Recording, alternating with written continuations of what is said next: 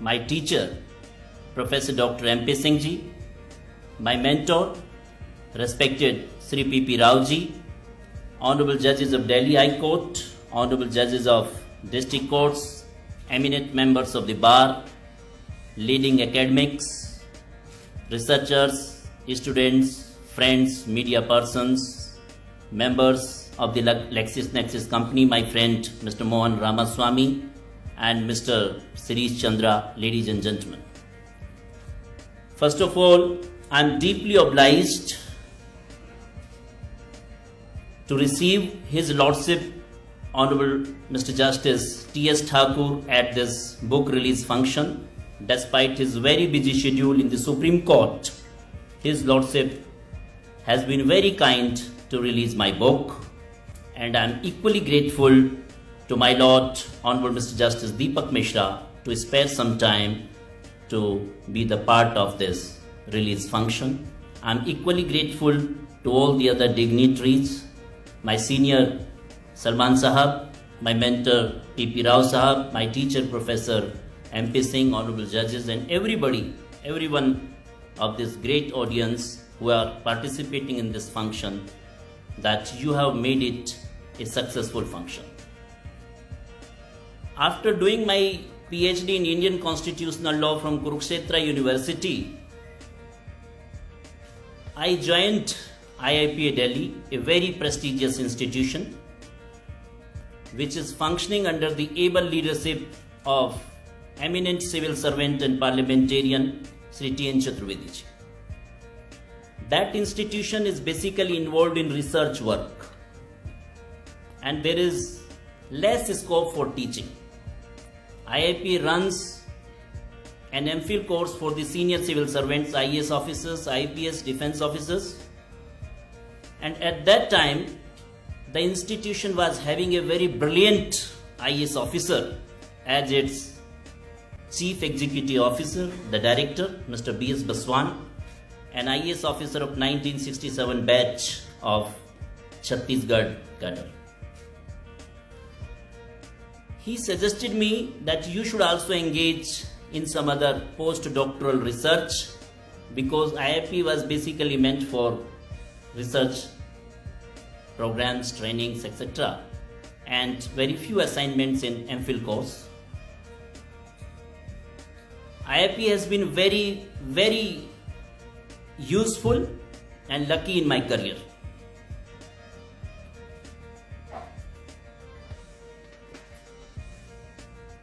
Whatever today I am, the credit goes to that institution, and after receiving the feedback of the officers, they advised me to join practice. So I am here. I enrolled myself in LLD course at NLS Bangalore, and I chose this subject.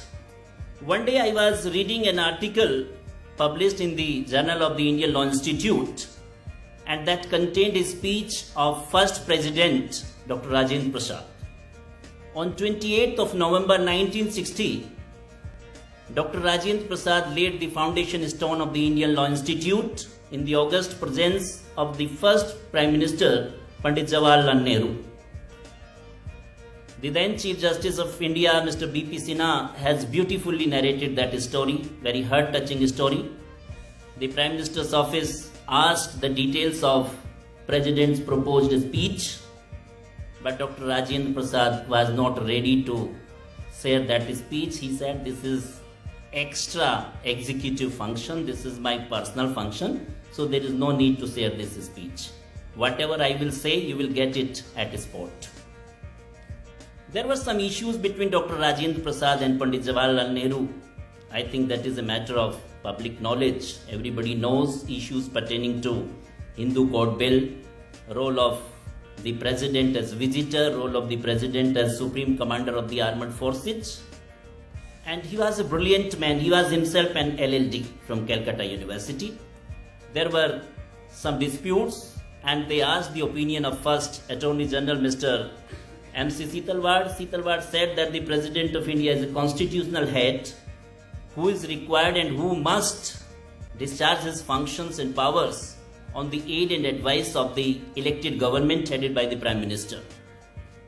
But somehow, till his last day as President of India, the first president was not ready to accept this position. He said the President of India should not be compared with the British monarch because ours is a written constitution and federal constitution, and the British constitution is unwritten, so there can be no comparison. He requested the Indian Law Institute to conduct a comprehensive study pertaining to the constitutional position of the President of India. Pandit Nehru was surprised and shocked that he delivered a long speech, and he said that I don't like people comparing the institution of president with British monarch. The President of India is not a rubber stamp at all. The speech was highly published in the newspapers, and that created a controversy. Some academics took that for research, but somehow that matter was buried because despite issues and differences on constitutional powers and position, there was a good understanding between Pandit Nehru and Dr. Rajendra Prasad, as both were very distinguished men, the man of outstanding credibility and integrity who had participated and worked together in the freedom struggle. Both were outstanding statesmen and administrators. Then again, when Dr. Radhakrishnan became the President of India, Radhakrishnan proved that the President is not a rubber stamp. He can play a very active role in the decision-making process of the government, even being a constitutional head. After the shameful debacle of 1962, President Dr. Radhakrishnan encouraged and in fact instigated the then Prime Minister Pandit Nehru to drop Defence Minister Menon from his cabinet. And Defence Minister Menon was dropped. When Pandit Nehru died, he appointed Gulzari Lal Nanda acting Prime Minister on his own discretion. And again, unfortunately, when Shastriji was expired, he again appointed the same man, Mr. Nanda, as acting Prime Minister on his own discretion, and later the regular Prime Minister was appointed on the recommendation of the when he was elected by Congress Parliamentary Party. Even in 1971, when Mrs. Gandhi decided to dissolve the Lok Sabha, she sent a recommendation to the then President, Mr. V.V. Giri. And Mr. V.V. Giri, who was known as PM's President, generally and practically there are two kinds of presidents as per the academic thesis: PM's President and People's President. And we need People's President.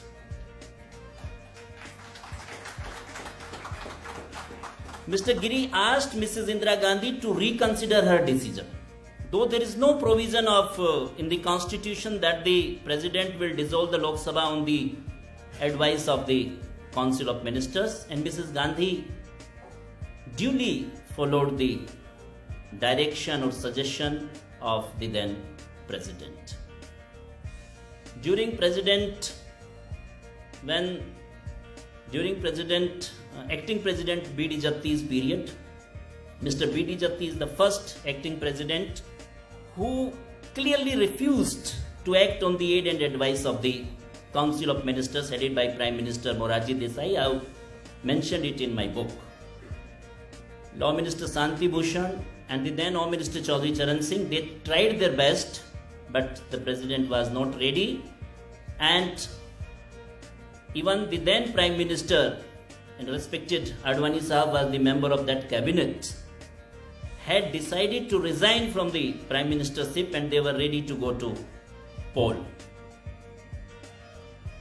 Then after Gyani Jail Singh, everybody knows there was a huge difference between Gyani Jail Singh and Prime Minister Rajiv Gandhi. Even once Gyani Jail Singh was ready to dismiss Rajiv Gandhi's government, eminent jurist, senior advocate and renowned parliamentarian Mr. D.D. Thakur, worthy father of Justice T.S. Thakur, has mentioned this story in his book. I have cited that book, that portion. And then after Mr. R. Venkatraman and K.R. Narayanan, 2 times K.R. Narayanan exercised his referral power. So the overall impression is that the president is a titular head. President doesn't have any power. But no, this is wrong perception. In my book, I have proved that though the President of India is a constitutional head of the union government, and as we are governed by the parliamentary government system, generally and mostly the President of India should act on the aid and advice of the Council of Ministers headed by the Prime Minister in the exercise of his powers and functions. But this doesn't mean, or this doesn't make the President a rubber stamp. He is not a rubber stamp at all. The message is that taking President seriously, no government, no Prime Minister, no authority can take President for granted. He is not a rubber stamp, he is not a robot, he is not an automaton. Whenever any recommendation, any advice, any decision is sent for his approval, he is constitutionally bound as per the mandate of Article 60 to apply his mind and to preserve, protect and defend the Constitution and the laws. After the 42nd Amendment Act 1976 and after Shamsher Singh judgment and after 44th Amendment Act, it is generally believed that whatever recommendation is sent to the President is bound. He can only once return it for reconsideration. 2 times K.R. Narayanan during NDA government's time, in case of Bihar government, and in case of Kalyan Singh government, President K.R. Narayanan exercised his power and the government was convinced. So it depends on the personality of the individual. It is not the prerogative, it is not the mandate, it is not the duty of the President to run the administration, because our system doesn't permit. We are a parliamentary democracy, and in the parliamentary democracy it is the people of India who are sovereign, whose voice must prevail finally within the constitutional framework. And if there is something wrong, then my lords are sitting there as prophets of justice who have to administer justice within the constitutional framework. And if there is any act or enactment enacted by the parliament, then the Supreme Court or the writ courts, high courts are fully competent to struck that down. Recently, the NJC has been declared unconstitutional by the Supreme Court. So, in my book, I have identified certain areas where the President can act independently, like appointment of the Prime Minister, particularly in a hung Lok Sabha. In case of appointment of Prime Minister, the President of India is not bound to take the opinion of existing or outgoing Prime Minister. It is his discretion. And in case of a dissolution of Lok Sabha, if the Prime Minister loses his support in the House, then it is up to the President. If he thinks that there is any political party which can form government, then the President can invite that leader and can save the life of the Lok Sabha. The third and very serious, which I will pray to God our country should never see, is the power of the President to shake the Cabinet, Council of Ministers. If the Council of Ministers loses the confidence of the House, generally, if the Council of Ministers has support, then the President cannot disturb the government. Because in a parliamentary democracy, it is the people who have parliament which has the right to make or unmake the government. So, in that, if the government loses the support of the House and it refuses to quit, then the President can shake the government. The next very important power, which is statutory power, is President's power to grant sanction of prosecution against the Prime Minister. And the next one is President's referral power, his power to return the ministerial advice and bills for reconsideration of the Cabinet. So there are many areas. All these examples are not exhaustive, these are illustrative. So I have given all the relevant documents, even the exchange of letters between President Gyani Jail Singh and Prime Minister Rajiv Gandhi, and some other sensitive documents which are in public domain.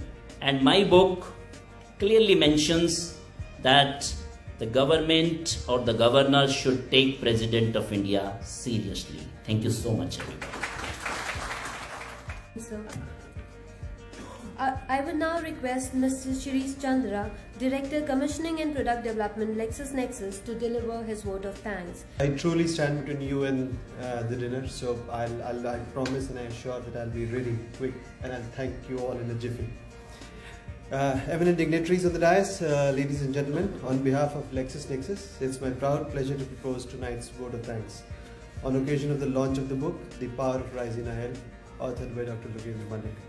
It is indeed an honor and a privilege for all of us from LexisNexis to have such a distinguished panel of eminent judges, scholars and constitutional commentators here.